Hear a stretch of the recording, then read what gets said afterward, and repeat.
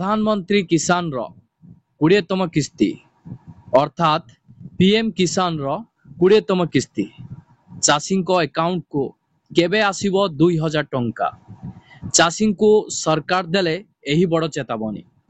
देखंतु पीएम किसान रो 20तम किस्ती टंका काहेकि विलंब होउची केबे आसीबो पीएम किसान रो 20तम किस्ती टंका जहाकु नेई आपनको मन भितरे रहिची उत्कंठा। एही वीडियो माध्यम रे मु आपण मानकु जणाइबी पीएम किसान रो 20तम किस्ती केबे जारी होबो सरकार को तरफरु कौनसी फाइनल डेट घोषणा होईची कि नहीं ता सहित केउ चाषी माने एही पीएम किसान रो 20तम किस्ती टंका पाइबे आउ को चाषी माने पीएम किसान रो 20तम किस्ती टंका पाइबे नाही जहार डिटेल्स एही वीडियो माध्यम रे मु आपनकु स्टेप बाय स्टेप जणाइबी। सेथि पई आपण वीडियोटी को शेष पर्यंत देखंतु बिना स्किप रे। जदि एपर्यंत चैनल को सब्सक्राइब करि नाहंती चैनल को सब्सक्राइब कर दियंतु वीडियो को गोटे गोटे लाइक कर दियंतु पाखरे थिबा घंटी चिन्ह को दबाई दियंतु। किसानों के उत्पाद और उनकी आय को बढ़ाना हमारी प्राथमिकता है। पीएम किसान सम्मान निधि योजना के तहत अब तक करीब 3.5 लाख करोड़ रुपया देखंतु कोटी कोटी चाषी प्रधानमंत्री किसान सम्मान निधि अर्थात पीएम किसान योजना रो 20तम किस्ती पाई अपेक्षा करिसंती। एही समय रे कृषि मंत्रालय सोशल मीडिया रे प्रसारित मिथ्या खबर विषय रे चाषी मानकु सतर्क कराइचंती। प्रधानमंत्री किसान संबंधी जेकोसी सूचना पाई केवल सरकारी सूत्र उपरे विश्वास करने मंत्रालय चाषी मानकु परामर्श देइचंती। जहार डिटेल्स मु एही वीडियो माध्यम रे मु आपण मानकु जणाइबी जे पीएम किसान को नहीं सोशल मीडिया रे जो मिछ भाइराल हेउची आपण माने केमिति सतर्क रहिबे सेथिपाई सरकार को तरफरु चाषी भाई भौणी मानक पाई सूचनाटी जारी होईची। प्रकृत रे पीएम किसान रो जो सूचना गुडी को सोशल मीडिया रे आपण मानकु मिलुची ताहा प्रकृत रे केते दूर सत्य एही विषय रे मु आपण मानकु डिटेल्स जणाइबी।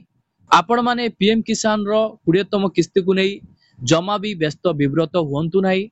सरकार को तरफरु जो सूचनाटी रहिची आजिका डेट रे मु आपण मानकु जणाइबी। आपण जानिचंती पीएम किसान अनेक चाषी भाई भौणी माने 20तम किस्ती पाइबा पाई उत्कंठार सह अपेक्षा करिसंती किंतु सरकार को तरफरु विलंब होई चलीची। एही सहायता राशि सेमानक चाषबास कामरे साहाय्य करिवो जहाकी समस्त चाषी मानकु सतर्क मध्य करा जाईची कृषि मंत्रालय तरफरु। देखंतु आपनक मोबाइल स्क्रीन रे मु शो करे देइची प्रधानमंत्री किसान सम्मान निधि रो सरकारी अकाउंट रु करा जाइथिबा पोस्ट रे कहा जाइची जे प्रिय चाषी भाई और भौणी माने प्रधानमंत्री किसान नामरे सोशल मीडिया रे प्रसारित मिथ्या सूचना प्रति सतर्क रुहंतु। केवल सरकारी वेबसाइट एवं प्रधानमंत्री किसान रो हैंडल को विश्वास करंतु। नकली लिंक कॉल एवं एसएमएस ठारू दूर रे रुहंतु। देखंतु सरकार को तरफरु समस्त चाषी भाई भौणी मानक पाई सतर्क सूचना रहिछि। यारी भितरे किछि स्कैमर अर्थात हैकर माने चाषी भाई भौणी मानकर अकाउंट को हैक करूचंती। केमिति आपनको व्हाट्सएप को लिंक पठाउचंती आपनको मोबाइल रे एसएमएस जाउची आपनको मोबाइल को कॉल आसीबो कॉल आसीबा सहित आपनको मोबाइल रे जो ओटीपी हैकर माने पठाइथिबे से ओटीपी को मागिबे आपण से ओटीपी को देला परे आपनको अकाउंट रे टंका गुडी को खाली होई जिवो। सेथि पई आपण माने सतर्क रुहंतु। जदि कौनसी कॉल आसे आपनको पीएम किसान रो 20तम किस्ती पाई आपण माने ताहा रेस्पॉन्स करिवे नाही एवं कौनसी ओटीपी आपण शेयर करिवे नाही एवं कौनसी लिंक व्हाट्सएप जरिया रे पठा जाईची से लिंक पर आपण क्लिक करूचंती ताहाले आपणकर अकाउंट रे टंका गुडी को खाली होई जिवो। आसंतु जानिबा बहु चर्चित प्रश्न 20तम किस्ती केबे मुक्ति लाभ करिवो। देखंतु प्रधानमंत्री मोदी खूब शीघ्र प्रधानमंत्री किसान योजना रो 20तम किस्ती जारी करि पारंती।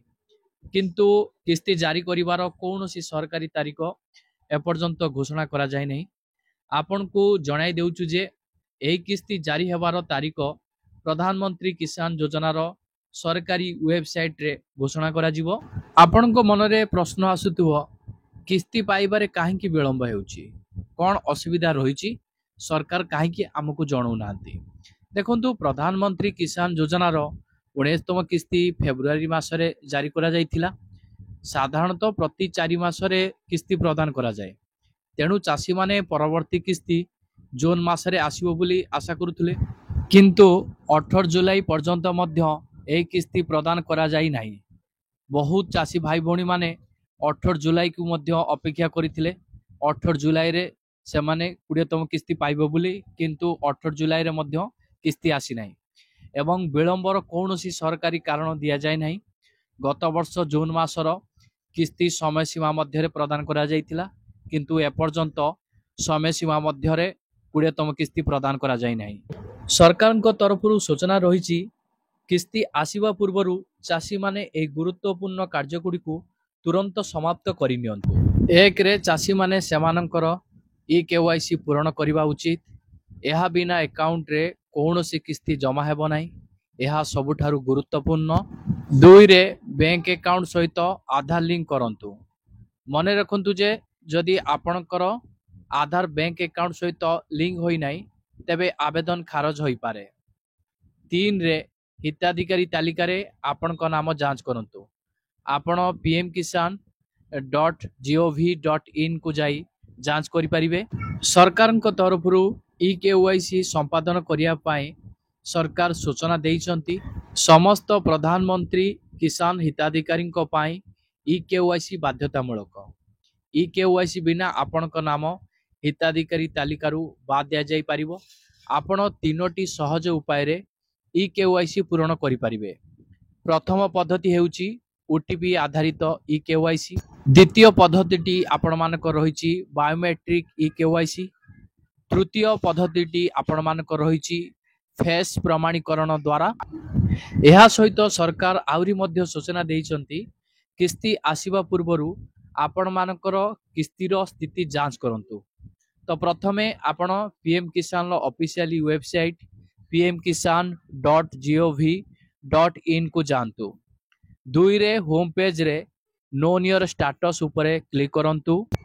3 रे आपणकर पंजीकरण नंबर किंबा आधार नंबर प्रवेश करंतु।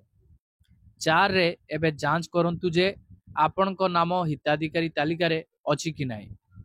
देखंतु प्रधानमंत्री किसान संपर्कित जे कोनसी प्रश्न पाई आपण प्रधानमंत्री किसान हेल्पलाइन नंबर 155261 एवं 01124300606 रे जोगाजोग करि परिबे। चाषी भाई भौणी मानकर जहाँ भी असुविधा रही पीएम किसान को नहीं आपण माने एही हेल्पलाइन नंबर रे जोगाजोग करी आपण को समस्या दिगरे आपण कार्य करि परिबे।